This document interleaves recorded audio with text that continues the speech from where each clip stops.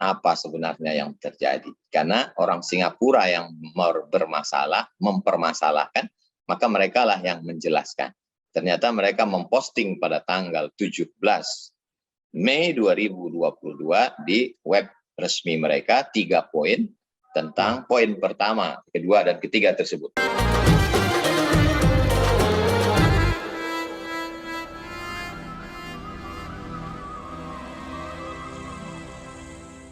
Assalamualaikum warahmatullahi wabarakatuh, Sobat RH sekalian.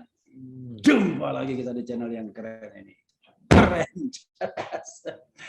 Sobat RH sekalian, di depan saya ada tokoh yang lagi viral ya. Dicari-cari ya, tetapi dicari untuk dikonfirmasi. Beliau adalah Profesor Haji Ustadz Abdul Somad. Wassalamualaikum warahmatullahi wabarakatuh, Ustadz. Waalaikumsalam warahmatullahi wabarakatuh, Pak Refli Harun. Saya panggil Ustadz saja dari instead of Profesor, karena Ustadz bisa membawa ke surga, kalau Profesor ke dunia aja. Amin, amin, Ustadz. Ustadz, ya. Wajah kelihatannya tak bahagia itu Ustadz, yang biasanya cerah ceria, penuh canda, penuh lelucon. Ini seperti serius sekali mukanya. Kita serius karena di channel yang cadas ini. Kalau keren cadas itu santai tapi serius. Iya. Ustadz, saya menghormati Ustadz pakai tanjak saya. Ini Masya Allah. Pemberian Masya Allah. Komunitas rumah hitam, dia bilang rumah hitam. Termizi. Jadi dia bilang ini untuk kenang-kenangan katanya, dipakai ya, saya pakai. Dan saya pakai untuk interview dengan Ustadz karena Ustadz dari Batam kan.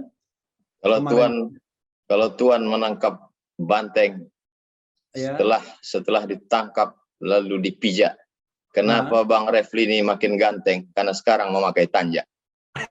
Luar biasa. Waduh. Jadi paket oke. Saya harus buat juga nih kalau berarti pantunnya ya kan. Nanti aja kalau pas iklan, Bang. Ustadz, kita masuk materinya ya. Ustadz kan nggak banyak dan juga ini juga menjelang maghrib di sini 1 jam kurang. Ustadz, langsung kepada alasannya. Saya baca Ministry of Home Affairs ya mengatakan bahwa kenapa mereka menolak Ustadz Somad? Karena Ustadz Somad itu menyebarkan ajaran-ajaran ekstremis. Dan juga segregasi, yaitu ajaran memecah belah. Contohnya, langsung aja kan contohnya soal menganggap pemeluk agama lain kafir, ya kan?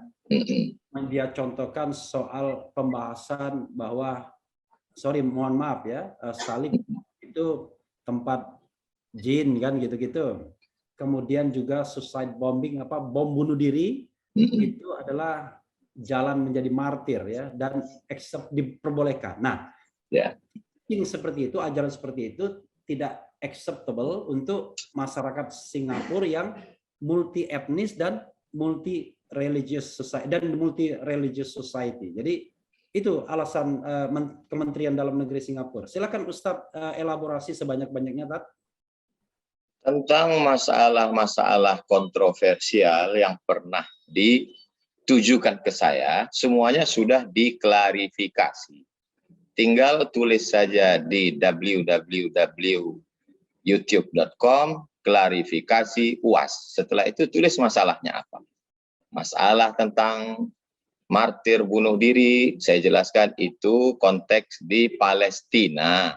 Ketika tentara Palestina tidak punya alat apapun untuk membalas serangan Israel. Dan itu bukan pendapat saya menjelaskan pendapat ulama. Dan konteksnya saya menyampaikan itu di dalam masjid. Menjawab pertanyaan jamaah. Masa jamaah nanya, Ustadz, masalah di Palestina gimana? Jangan dijawab. Nanti kalau dijawab saya nggak bisa masuk ke Singapura. Saya kan intelektual, saya ini profesor, doktor, dosen. Atau saya mau jawab, tapi jangan direkam ya. Loh, jamaah saya kan di mana-mana. Masa saya mesti datang live terus semuanya? Masalah yang kedua tentang masalah di dalam patung ada jin. Itu hadis Nabi, innal malaikata, malaikat, la tadkhulul buyut, tidak masuk ke dalam rumah, fiha tamasil, dalam rumah itu ada patung. Kenapa tidak mau malaikat masuk? Karena malaikat tidak mau satu majelis dengan jin. Bukan malaikat itu takut, dia tidak mau kotor. Itulah maka di rumah orang Islam tak boleh ada patung. Dalam kitab Al-Isobah karya Imam Ibnu Hajar, dalam kitab Al-Bidayah wan Nihayah karya Imam Ibnu Katsir, dalam kitab Zadul Ma'ad karya Imam Ibnu Qayyim dikatakan Al-Uzza taskunuha jinniyatun. Berhala patung Uzza dihuni oleh jin perempuan. Dibunuh oleh Khalid bin Walid. Sedetil itu ajaran Islam. Saya jelaskan, ditanya jamaah, ya saya jawab. Tentang masalah kafir, kafir itu artinya ingkar. Siapa saja yang tidak percaya Nabi Muhammad itu adalah Rasul utusan Allah, maka dia kafir. Dan saya ini adalah kafir. Saya tidak percaya kepada ajakan iblis dan setan, maka saya ini kafir. Kafir terhadap ingkar. Kafir itu artinya ingkar. Itu adalah istilah dalam agama kita. Masa kita hilangkan istilah-istilah agama itu? Hanya karena tidak mau orang lain tersinggung. Nanti kalau ada negara melarang orang ceramah mengatakan babi haram, khamar haram, nanti bisa aja keluar peraturan, Anda tidak boleh masuk. Kenapa? Karena mengatakan khamar haram, karena kami suka minum khamar. Anda tidak boleh masuk ke negara kami karena kami homo dan lesbi. Anda menolak itu. Itu kan ajaran agama kita. Saya tidak akan pernah berhenti mengajarkan itu. Kalau itu dianggap sebagai ekstremis, sebagai apa namanya tadi Bang? Segregasi sosial. Segregasi, maka biarlah semua orang mengatakan itu. Karena itu bagian dari ajaran agama. Saya akan tetap mengajar. Dan saya sampai hari ini masih sebagai pengajar. Saya visiting profesor di University Islam Sultan Syarif Ali. Masih ada kontrak. Saya mendapat honoris causa dari University Islam Internasional Antarbangsa Selangor, Malaysia. Dan saya sarjana. Saya pendidik, dosen. Saya bukan orang yang ngomong sembarangan. Demikian Bang Refli. Manggil abang atau Pak Refli? Abang aja. Abang. Demikian Bang Refli. Kalau Pak terlalu tua. Betul. Masya Allah. Ustadz, ada satu soal di kita sekarang ini ketika media sosial aktif ya. Bahwa apa yang kita omongkan itu walaupun dalam satu majelis ya dan internal tentunya kebutuhannya ya menanggapi ajaran-ajaran agama kita sendiri, tapi itu tersebar luas ke masyarakat. Nah, dan itu tak terhindarkan, ya kan? Ada saja yang memvideokannya, me-YouTube-kannya dan lain sebagainya. Tanggapan Ustadz soal seperti ini, karena orang akhirnya mengatakan seperti terjadi juga kepada Ustadz Waloni misalnya kan, yang dia menghina agama lain. Terjadi juga kepada ustadz-ustadz lainnya. Tapi sebaliknya ada juga ustadz negara lain, ustadz agama lain yang dianggap menghina Islam karena soal media sosial juga. Silakan Ustadz tanggapi. Itulah perlunya kecerdasan, karena kita bukan robot, kita ini bukan komputer, kita ini manusia. Konteksnya di mana, intonasi suaranya bagaimana, menjelaskannya bagaimana, maka mesti ada aturan. Kalau dia menyampaikannya di dalam majelis sesama umat Islam, dalam kajian tertutup, maka dia menjelaskan tentang ajaran agamanya. Toh kita tidak pernah dengar kajian tokoh agama lain untuk nyari-nyari kesalahan, gimana biar supaya nanti dia keseleo, dia salah sebut. Belum ada sampai hari ini orang Islam menuntut tersinggung karena disebut domba tersesat. Dan kita juga nggak resek nyari-nyari. Jadi Kementerian Luar Negeri Singapura, apa serajin itu betul mereka mengikuti pengajian saya? Dan kalau memang betul mereka rajin, apa paham pegawai-pegawai itu tentang kajian saya? Siapa sebetulnya yang menyampaikan poin-poin itu ke mereka? Jadi perlu kajian lebih mendalam. Dan itu hanya bisa diungkap di channel yang luar biasa cadas. Jadi saya tunggu pernyataan terakhir itu ya.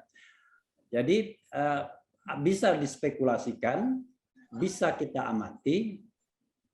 Memang ada pihak-pihak lain yang menyampaikan mengenai tipe ustadz ini. Karena kok tonnya seperti segregasi di dalam negeri. Karena soal orientasi kekuasaan dukung-mendukung, pro dan kontra. Begitu Ustadz. Rupanya diekspor juga ke Singapura, kayak sepertinya begitu. Kita kan bisa baca dari indikasi Bang Refli. Akhir 2018 saya ada jadwal ke Timor Leste. Programnya 3. Ketemu dengan Pak Sanana Gusmao, ketemu dengan Uskup dan Tablik Akbar di Masjid Besar Timor Leste. Dan semua sudah diurus, saya dapat visa, saya pun berangkat. Sampai di airport, tim saya masuk, saya ditahan. Saya tanya, kenapa saya tidak boleh masuk? Karena kami baru dapat sejam yang lalu fax dari Jakarta bahwa Ustadz adalah teroris. Jadi saudara kita di Timur Leste dapat infonya dari sini. Lalu kemudian saya pernah di stop, tidak boleh masuk di Swiss. Saya tanya, kenapa tidak boleh masuk? Mereka tunjukkan print. Anda, dia tunjuk gambar, pernah diusir dari Amsterdam waktu ngasih seminar.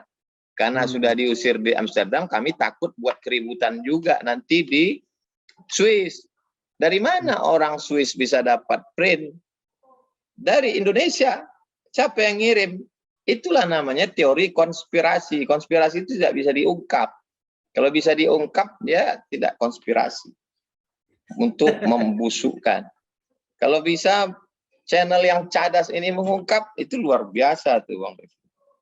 Iya, tapi memang ya, kita kan melihat indikasi-indikasi juga ya. Kan biasanya kalau ada warga negara Indonesia yang dilarang masuk, Ustadz lebih setuju dilarang masuk atau diusir atau dideportasi sebenarnya? Iya, Ustadz pengen mengatakan. Kalau belum ada izin, disuruh pulang, itu namanya tidak dapat izin masuk. Kalau sudah ada izin masuk, apakah visa entry, visa kerja, visa liburan, visa pelajar, maka dipulangkan, itu namanya deportasi. Maka terlepas dari istilah itu, saya mengatakan itu deportasi. Karena kami sudah masuk, sudah scan paspor, sudah cap 2 jempol, dan keluarga dan sahabat saya sudah menunggu di sana dengan koper, sudah siap. Lebih 1 jam mereka di sana. Bisa dicek melalui kamera CCTV di ICA, imigrasi, dari mulai jam 14.30 sampai jam 18.30 waktu Singapura di Pelabuhan Tanah Merah Harbor. Oke, berarti saya akan mengatakan deportasi ya. Kan biasanya kalau ada warga negara Indonesia, ya apalagi warga negara dengan tingkat pendidikan dan kemudian juga status sosial seperti Ustadz, harusnya kan pemerintah atau baik di sana maupun di sana kan kedubes, kalau di sini barangkali pihak-pihak yang bersangkutan itu kan bersikap melindungi, karena memang itulah tugas konstitusional kan untuk melindungi segenap bangsa dan seluruh tumpah darah. Ya. Ustadz merasa terlindungi nggak dengan kejadian itu, baik dari statement pihak kedubes Indonesia di Singapura maupun pihak sini, so far sejauh ini? Yang pertama, mereka tidak memberikan ruang interview. Kita tidak dianggap sebagai tamu. Mereka sangat melecehkan kita. Ditariknya tangan, didudukkannya di pinggir jalan, kursi, dia lalu lalang, macam dianggapnya kita ini tunggul di tengah ladang. Lalu kemudian setelah itu ditulis di situ besar-besar, no phone, no picture, no camera. Jadi tidak boleh pakai apapun. Jangankan mau menelepon Kedutaan Besar Republik Indonesia, saya memegang koper istri saya, isinya peralatan bayi, karena istri gendong anak, saya bawa kopernya. Setelah dia lepas, kopernya tinggal. Saya takut nanti dia pergi, ini kan tinggal. Saya mau ngasih kan, nggak boleh koper ini diserahkan ke dia. Memang. Jadi menurut saya yang disebut dengan ekstrim itu, what the meaning of extreme? Extreme is kicking woman and 3 months and old baby for no reason. Mengusir perempuan dan bayi tanpa alasan. Itulah ekstrim. Segregasi.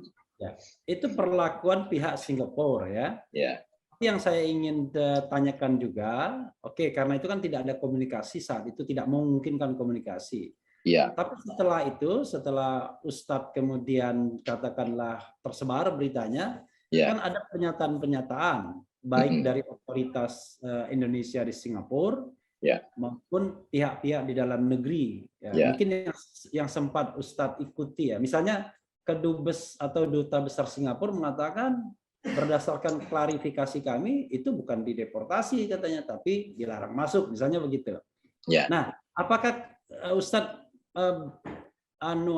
mendapat kesan kok saya sepertinya malah nggak dilindungi, malah pengusiran terhadap warga negara Republik Indonesia ini tidak dianggap sebagai sebuah tragedi, tapi dianggap sebagai ya seperti kejadian-kejadian di Timor Leste tadi, mungkin yang Swiss tadi dan lain sebagainya. Silakan Ustaz.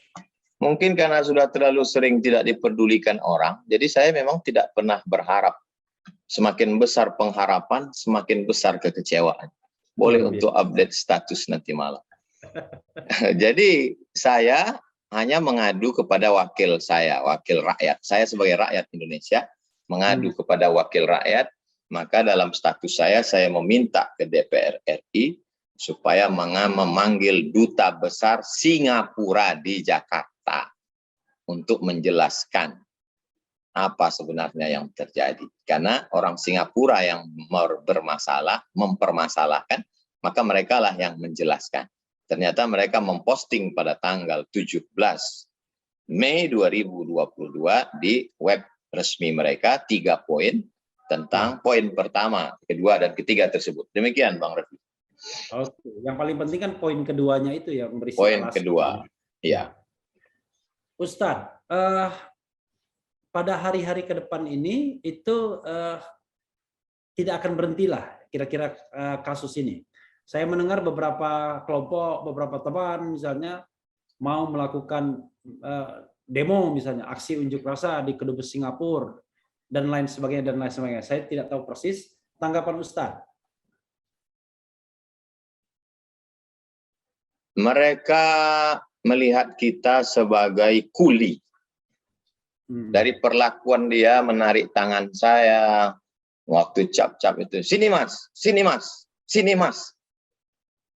Dia melihat, iya, jadi dia melihat saya sebagai kuli. Rasa mau keluar dari mulut saya mengatakan, aku nih orang Melayu.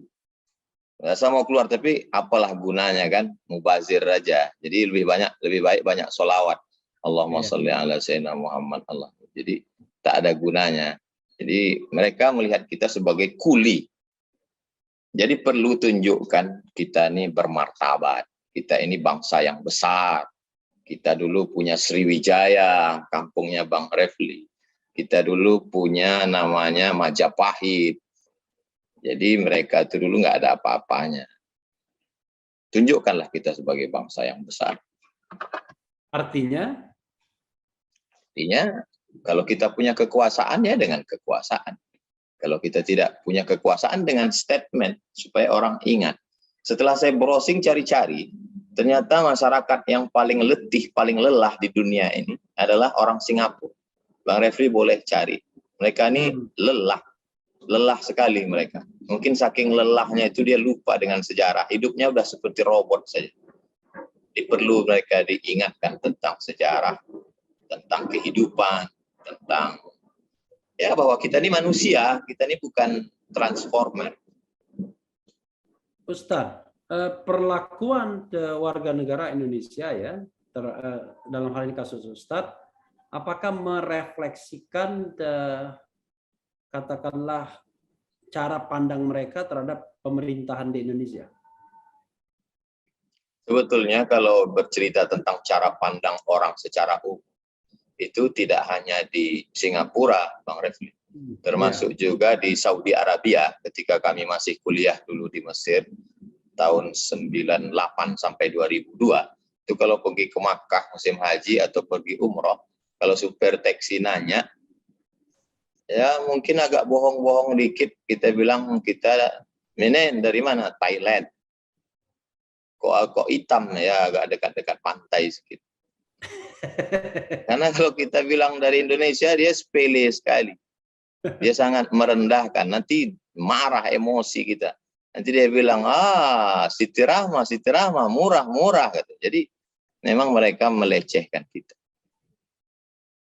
Nah ini ya, yang seperti ini, karena apa?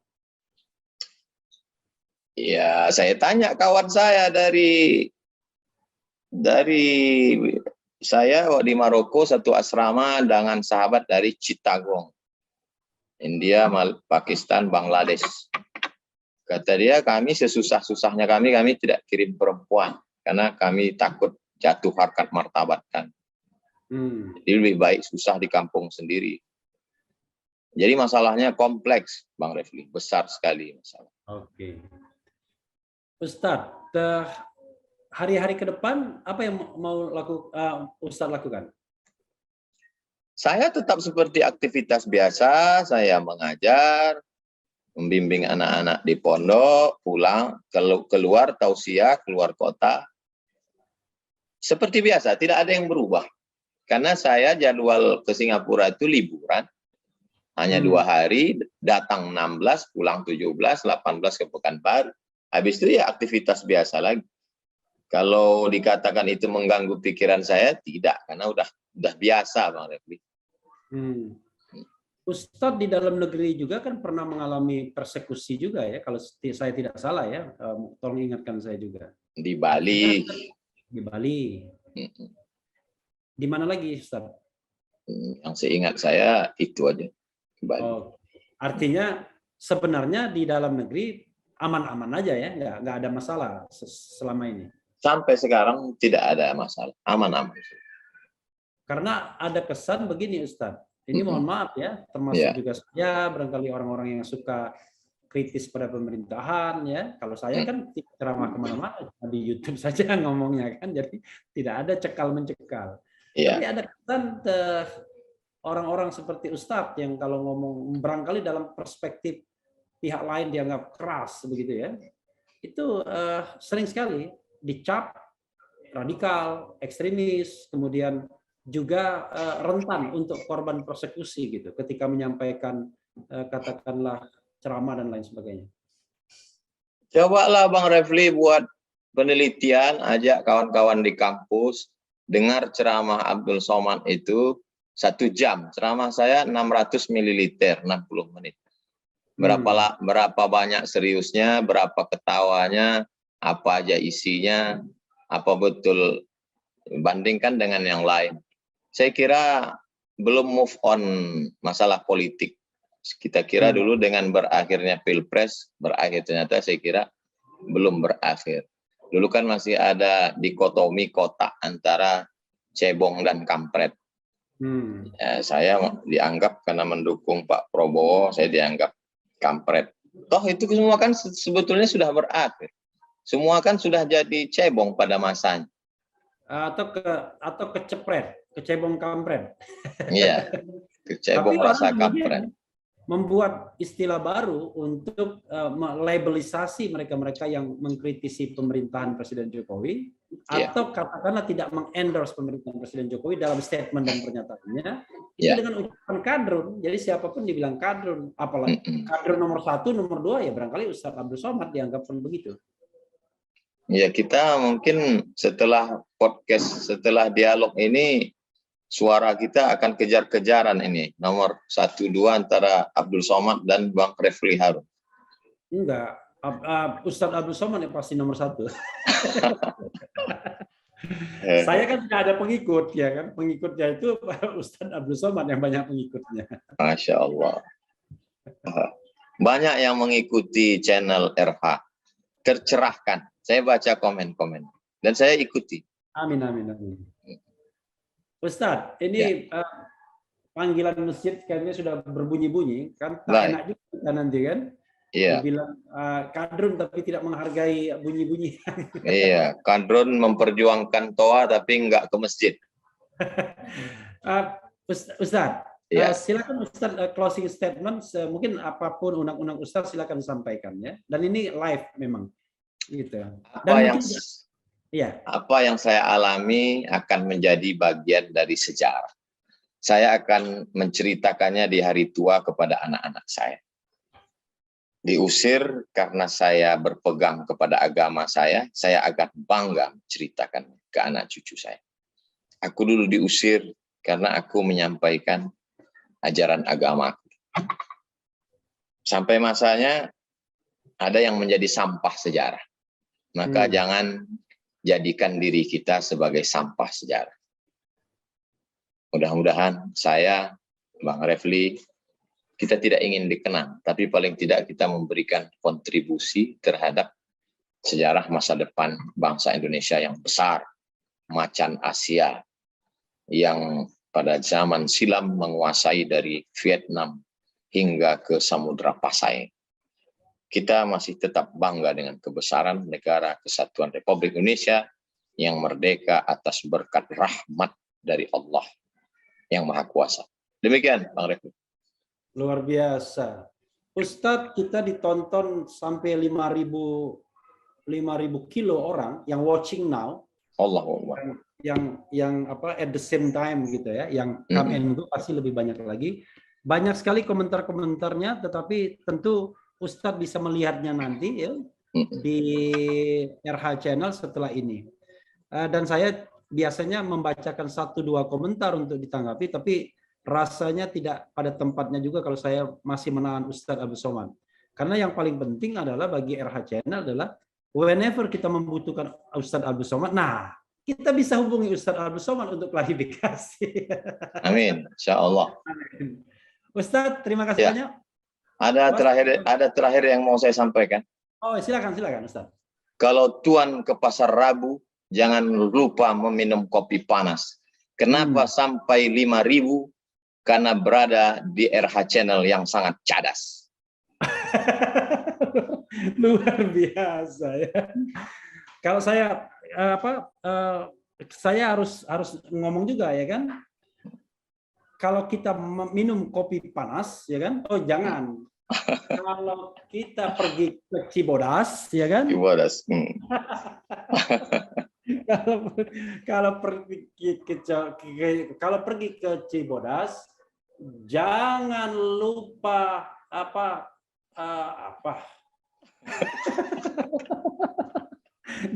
akhirnya saya nggak butuh, jadi jangan lupa bawa amat ya kan, jangan lupa bawa amat ya kan.